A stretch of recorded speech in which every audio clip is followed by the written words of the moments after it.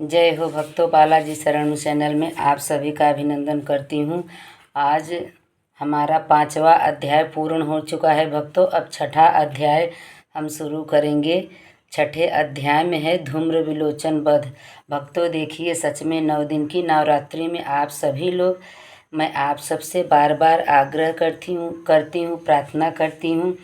आप व्रत नहीं रहते हैं तो इसमें कोई दिक्कत वाली बात नहीं है। आप माता रानी का रोज़ अपने घर में धूप दीप करिए, आरती करिए, भजन गाइए, माता जी का पाठ करिए। उसी से आपके तकलीफ़, उतना ही करने से आपके तकलीफ़ दूर होंगे। इसलिए सबको कवच के सहित सप्तशती जी का पाठ करना चाहिए। सबका मंगल होगा, सब प्रकार से मंगल होगा। सारी चीज़ें इसमें लिखी हैं, आगे भी मैं आप सबको बताऊंगी, पढ़ के सुनाऊंगी। तब आप लोग को समझ में आएगा। सभी प्रकार की परेशानियां इसमें दी गई हैं कि सब प्रकार से परेशानियों से निकलने का रास्ता है। माता जी का पाठ करने से आपके सभी दिक्कत परेशानी बाधा दूर हो जाएगी और आपको सुख समृद्धि संतान की प्राप्ति होगी। बोलो श्री जगदम्बा भवानी की जय, बोलो श्री काली महारानी की जय। या देवी सर्वभूतेषु मातृपेणु संस्थिता नमस्तस्यै नमस्तस्यै नमस्तस्यै नमो नमः। बोलो श्री जगदम्बा भवानी की जय। मैं सर्वेश्वर भैरव के अंग में निवास करने वाली प्रमुख कृष्ट पद्यावती देवी का चिंतन करता हूँ। वे नागराज के आसन पर बैठी हैं। नागों के फड़ों में सुशोभित होने वाली मणियों की विशाल माला से उनकी देह लता उद्भासित हो रही हैं। सूर्य के समान उनका तेज है। 3 नेत्र उनकी शोभा बढ़ा रहे हैं। वे हाथों में माला, कुंभ, कपाल और कमल लिए हुए हैं तथा उनके मस्तक में अर्धचंद्र मुकुट सुशोभित है। ऋषि कहते हैं देवी का यह कथन सुनकर दूत को बड़ा अमर्ष हुआ और उसने दैत्यराज के पास जाकर सब समाचार विस्तार पूर्वक कह सुनाया।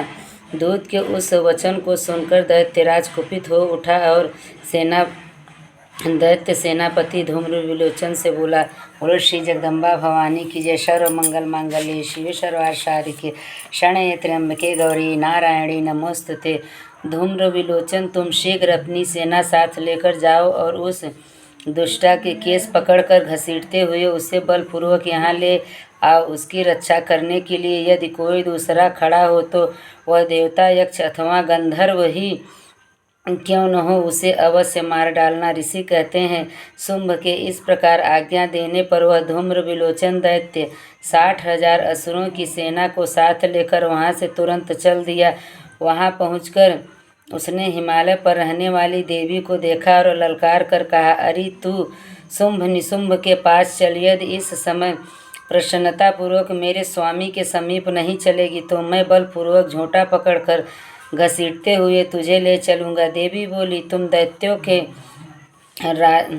तुम्हें दैत्यों के राजा ने भेजा है। तुम स्वयं भी बलवान हो और तुम्हारे साथ विशाल सेना भी है। ऐसी दशा में यदि मुझे बलपूर्वक ले चलोगे तो मैं तुम्हारा क्या कर सकती हूँ। ऋषि कहते हैं देवी के यों कहने पर असुर धूम्र विलोचन उनकी ओर दौड़ा। तब अंबिका ने हूँ शब्द के उच्चारण मात्र से उसे भस्म कर दिया। फिर तो क्रोध में भरी हुई दैत्यों की विशाल सेना और अंबिका ने एक दूसरे पर तीखे सहायकों, शक्तियों तथा फरसों की वर्षा आरंभ की। इतने में ही देवी का वाहन सिंह क्रोध में भरकर भयंकर गर्जना करके गर्दन के बालों को हिलाता हुआ असुरों की सेना में कूद पड़ा। उसने कुछ दैत्यों को पंजों की मार से, कितनों को अपने जबड़ों से और कितने ही महादैत्यों को पटक कर ओंठ की दाढ़ों से घायल करके मार डाला। उस सिंह ने अपने नखों से कितनों के पेट फाड़ डाले और थप्पड़ मारकर कितनों के सिर धड़ से अलग कर दिए। बोलो श्री जगदम्बा भवानी की जय, बोलो श्री काली महारानी की जय। कितनों की भुजाएं और मस्तक काट डाले तथा अपनी गर्दन के बाल हिलाते हुए उसने दूसरे दैत्यों के पेट फाड़ कर उनका रस चूस लिया अत्यंत क्रोध में भरे हुए देवी के वाहन उस महाबली सिंह ने क्षण भर में ही असुरों की सारी सेना का सफाया कर डाला। शुंभ ने जब सुना कि देवी ने धूम्र विलोचन असुर को मार डाला तथा उसके सिंह ने सारी सेना का सफाया कर डाला, तब उस दैत्यराज को बड़ा क्रोध हुआ। उसका ओंठ कांपने लगा। उसने चंड और मुंड नामक दो दैत्यों को आज्ञा दी, हे चंड और हे मुंड, तुम लोग बहुत बड़ी सेना लेकर वहां जाओ। उस देवी के झोंटे पकड़कर अथवा उसे बांधकर शीघ्र यहाँ ले आओ। यदि इस प्रकार उसको लाने में संदेह हो तो युद्ध में सब प्रकार के अस्त्र शस्त्रों तथा समस्त आसुरी सेना का प्रयोग करके उसकी हत्या कर डालना। उस दुष्टा की हत्या होने तथा सिंह के भी मारे जाने पर उस अंबिका को बांधकर साथ ले शीघ्र ही लौट आना। बोलो श्री जगदम्बा भवानी की जय। भक्तों, माता रानी की कृपा से छठा अध्याय पूर्ण हुआ। अब हम आगे 7वां अध्याय करेंगे। सर्व मंगल मांगल्ये शिव सर्वार्थ साधिके शरण्ये त्र्यंबके गौरी नारायणी नमोस्तुते। माता रानी की कृपा जगत पे और भक्तों पे बनी रहे। आप सभी को जय वाला जी।